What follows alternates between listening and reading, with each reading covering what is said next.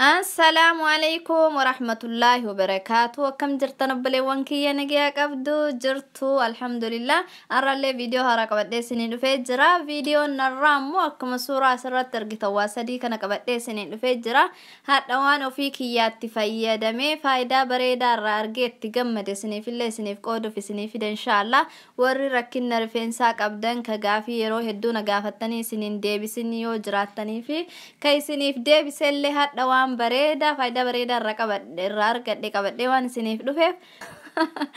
bakka jirtanii wal guuraatii kottaa sinin jedha inshallah hadha waa sadii asitti argitanii warri rifeensi keessan isin jalaa bubuqqa'u ka qacceen isin jalaa goggogu ka isiniif filamuu didee isin rakkisee akkasuma ka forfor illeen isin jalaa rifeensa balleessee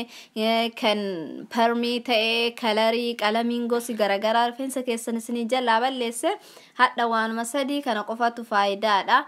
wanta biraa alaa hin barbaadanii kottaa sinin jedha inshallah aga gama video ndemne nduratti obboleewwan kiyya bakka jirtaniini akka amantaa keessaniitti rabbii keessan dura harka ol qabadha rabbiin dhiba addunyaa keessa gadi dhiisee ka addunyaa aalama hunda miila takkaan dhaabe kana rabbiin nurraa haa deebisu rabbiin guddaan hin danda'a obboleewwan keenya kattiin qabaman yoo jiraatellee rabbiin harki isaa bal'aadharraa haa fuudhu nu haa afiyu jecha nullee warra nu biran gahin rabbiin akkuma hagammaa nu biran geessiniin nuufi dhibaa san jidduu daargoo haa kaa'u hijaaba nurraa haa godhu rabbiin bakka inni dhufetti nurraa haa deebisu addunyaa hunda keessaa dhabamsiisee rabbiin nagaatti nu haa baasu jecha inshallah haga gama viidiyoon deemne immoo warri viidiyoo kiyya kanaaf haarawaa taatan subscribe gootan malee gadi hin bahinaadha subscribe godha like illee godha harki isiniin didini share illee godha obboleewwan keessaniif illee qooda inshallah warra madura naaf gootanii obboleewwan kiyya nafaana turtan ammoo galatooma galanni keessan guddaadha akkanuma nafaana turaa isiniin jedha inshallah hadha wanta ni qabadhee isinii dhufe tokko shampoo argan oiliti akkuma sirratti argitan kana inni lammaffaan ammoo oili isaati argan oili hair oil treatment ka jedhu treatment oili isaati sadaffaan ammoo dandruff hair lotion kana ka forforif jechuudha shampoo argan oili kana fi qibaatii isaa ka argan oili jedhu kana as dura waa'ee qibaatii rifeensa babbareedaa jedhee fi shampoo rifeensa babbareedaa jedhe keessatti illee isiniif dabarsee jira ka haarawaa ka as dura viidiyoo kiyya keessatti isiniif hin dabarsin ka anaaf illee haarawaatti fayyadamuun kiyya yeroo jalqaba haga itti fayyadame amma torbaan lama keessa jira yeroo jalqabaatiif an itti fayyadame ka dandruff hair lotion jedhu kana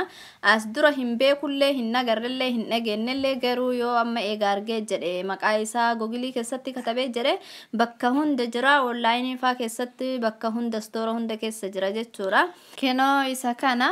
akkinitti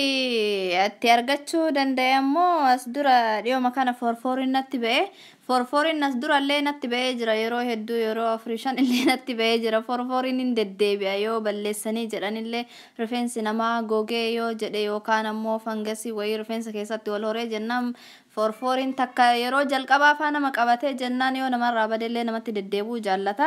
as dura karaa hedduudhaan ofirraa balleessee jira bishaan loomii ammas apple cider vinegar ammas hinnaa waan garagaraatti dibee ofirraa balleessee jira deebi'ee ammoo dheengadda natti ba'eeti osoo aniin ofii yaadannee na hooksiseeti nama hooksisa forforii warratti ba'een beektanii osoma fooqaa jiru abbaan mana kiyyaa na argeeti maafi fooqxasii naan jedhee jennaan forforii rifeensa keessatti na ba'e jedheeni deebi'ee wanta namarraa balleessu barbaadee ofirraatti hin gooture jennaan ittuma godhaanumatti deebi'an rakkiseeyyu jedheen deemeeti natti hin dubbanne inni yeroo borumtaa dalagaa gara hojii deemutti warra faranjii kanneen ka hojii wajjin hojjetan gaafate dubartoota wajjin hojjetan wanta forforii balleessu ka rifeensa forforiidhaaf ta'u yoo beektan naa himaa jedhee gaafate kana itti himani sadeen kana fayyadamii yoo fayyadamtuu irraa balleessa jedhaniini kinoo kan ammasitti argaa jirtan dandruff hair lotion jedhu kanaafi ammas argan oil shampoo deebi'ee ammas argan oil isaa jechuudha shampoo fi oil isaa argaanii kanaafi kani dandruufi kana fayyadamtee jennaan torban takka keessatti iyyuu irraa balleessa jedhaniini sadeen isaa qabatee naa dhufe wanta dur itti fayyadamu shaampoo dur itti fayyadamu qibaatii ka dur itti fayyadamu hunda isaati iyyuu dhaabe kanatti fayyadamu jalqabe amma eegatti fayyadamu jalqabe torban lama gahee jira shaampoo kinoo ka moisturizer repair shaampoo ka argan oilii kanatti fayyadame ka amma sitti argaa jirtan kana shaampoo kana rifeensa kiyya dhiqadheeti dandruuf hair oilii ka jedhu kana hundee isaa keessa akka qibaatitti dibadhe wanta akka bishaanillee of keessaa qaba qibaatillee of keessaa qaba waa hedduu of keessaa qaba garuu yeroo laalamu akka bishaaniiti rifeensa kiyya eega shaampoo kanaan gogsee conditioner illee ittuma godhee dhiqadhee gadi bahee jedhe ofirraa gogsee bishaan rifeensa kiyya keessa jiru ofirraa gogseeti kaama dandruuf hair lotion jedhu kana qaccee rifeensatti osoo hin goone mataa buqqee rifeensa kiyyatti godhe mataa fi rifeensi addaan jira hin beektan jedhee yaada inshallah hundee rifeensa kiyyaa qofatti godhe akkanatti wal keessa sirritti hargufee ka'eeti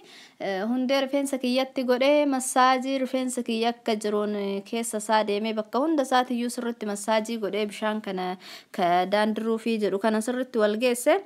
namni hin beekne jiraatillee dandruufii jechuun forforiidha wanta rifeensa keessatti nama bahee nama hooksisu waanuma hunda forforii walumatti qabeeti akkasitti rifeensa kiyya hundee isaa keessa dibe yeroo man dibadhe saniyyuu guyyuma tokko lamallee olee rifeensi kiyya waa takkanan hooksisine anammoo wanta rifeensa dhiqadhee fi rifeensi aga torban takkaa taa'ee jennaan nama hooksisuu natti deebi'a jedhee eegaa ture garuu kun amma torban lama keessa jira haga ammaa rifeensi kiyya uma takkanan hooksisne wanta duraayyuu an hooqee jedhu wanta adii wayitti rifeensa keessaallee qeensa kiyya irratti na ba'a wan rifeensi hundeen buqqee rifeensa kiyya amma qulqullaahee jira hooksisuullee wanta akkanarraa dhaabbatee jira kasan caaloo ammoo wanti na jaallachiise rifeensa akka malee moisturize godha rifeensa akka hin goggogne taasisa inni iyyuu akkuma asirratti argitan kunoo hair lotion jedha helps control dandruuf jedha dandruuf illee forfor illee control godha akka inni namatti hin baane akkasuma ammallee oil illee of keessaa qaba qibaati illee of keessaa qaba waan ta'eef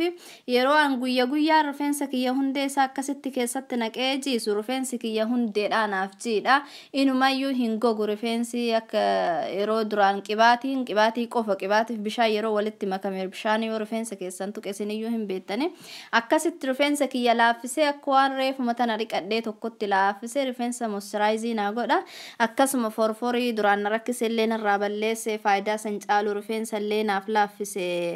akka inni yeroo hunda moisturize ta'ee naaf jiidhee naaf turu naaf taasise hedduu tokko jaalladhee jira bakka hundayyuu hin jira online irraa amazonii store isinitti dhihoo bakka hunda yoo irratti maqaa isaa kana katabdan gadi isinii baha argachuu dandeettani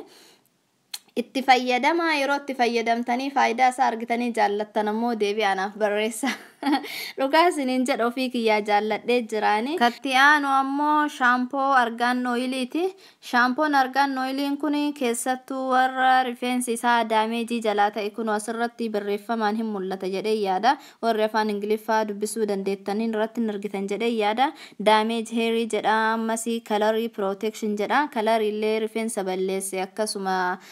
wanta adda addaa keemikaalatti godhee warra rifeensi jalaa badee fi warra rifeensi ammoo jalaa goggogee daameejii ta'eefillee hin gargaara